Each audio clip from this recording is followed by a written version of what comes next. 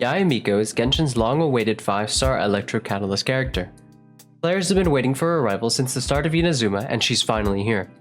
On surface level, she seems to have a relatively simplistic kit, but when analyzing her intricacies, she provides a new twist to the off-field DPS role.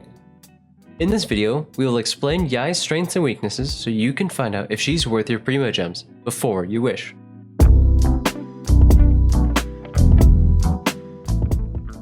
As always, if you enjoy a character for reasons like their voice actor, aesthetic, or personality, these videos are by no means meant to stop you from spending your Primo Gems on them.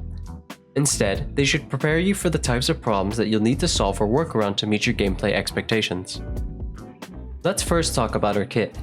Her normal attacks hit relatively fast, and her charge attack is unique for Catalyst users as it attacks on a large line AoE. Unfortunately, they can be overlooked for the most part as they do not make up a large portion of her damage profile or are not used at all.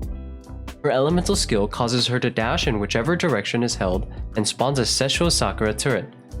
She can dash up to 3 times at once, being able to spawn a maximum of 3 turrets.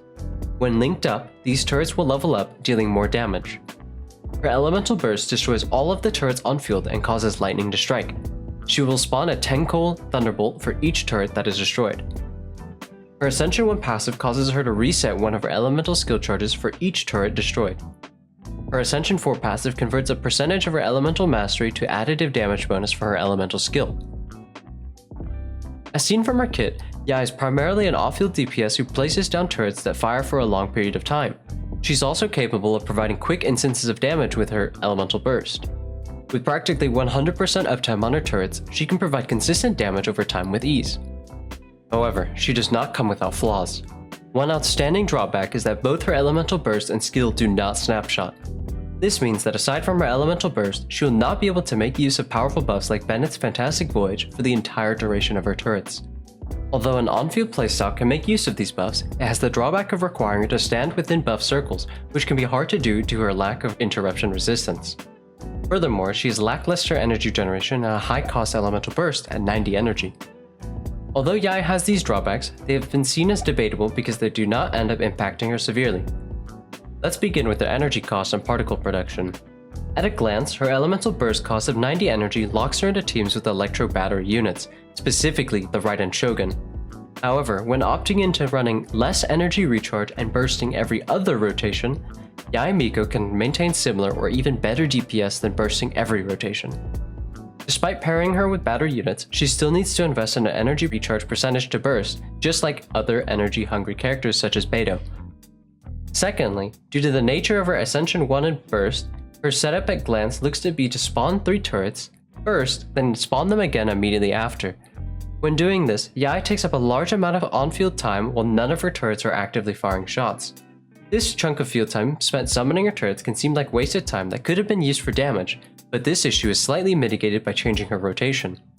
Yae can start by spawning turrets before casting her burst, then swapping off to other characters and returning to burst on her afterwards.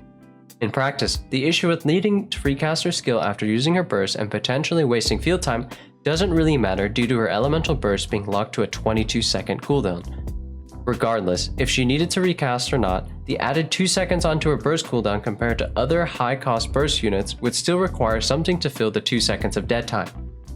Lastly, and the most questionable, Yae's dashes do not have invincibility frames or interruption resistance and require 6 casts per rotation.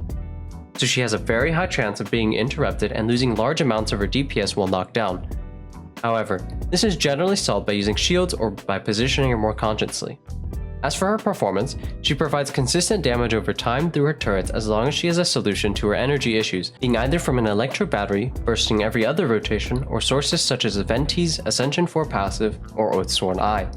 Although she can perform to a decent degree outside of double electro teams, running Fischl in that slot performs just as well or better due to having less conditions to account for in comparison to Yae. She shines more when paired with another electro unit, specifically Raiden. The Raiden Shogun acts both as a strong on-field damage dealer and can provide energy for Yae, which is exactly what she wants from an on-field character. Fischl can also work as a strong option for Yae Miko as she is able to generate a steady stream of particles for her. Yae can also perform decently well when paired with other off-field DPS units such as Beidou and Xingqiu, although energy recharge requirements will rise for those units without supplements such as Favonius procs or other refund mechanics like Venti's Ascension 1.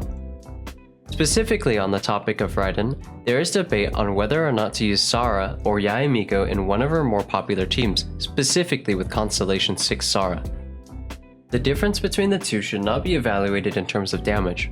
Sara offers much more front-loaded damage, and at C6, the tremendous boost in damage to Raiden is no joke, surpassing in team DPS overrunning Yae instead. Although it's higher damage, issues that you may run into lie in content provided. Sara, although providing more overall damage, runs into issues regarding less burst damage focused content.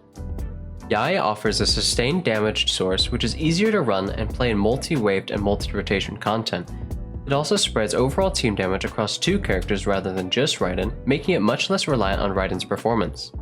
In short, both Sara C6 and Yae excel in different forms of content and purely depend on what is preferred, sustained or front-loaded damage.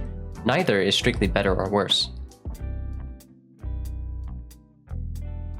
In conclusion, Yae is a decently strong 5-star off-field option.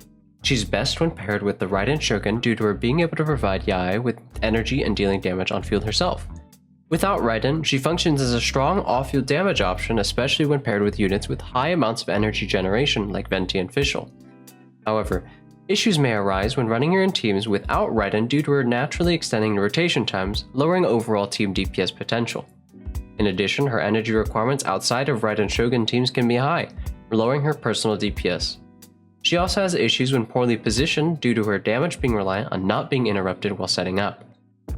Thanks for watching this quick overview of the Keqing Main's Theory Crafting staff's thoughts on Yae Miko. If you have any questions, please feel free to leave them in the comments and we'll do our best to answer.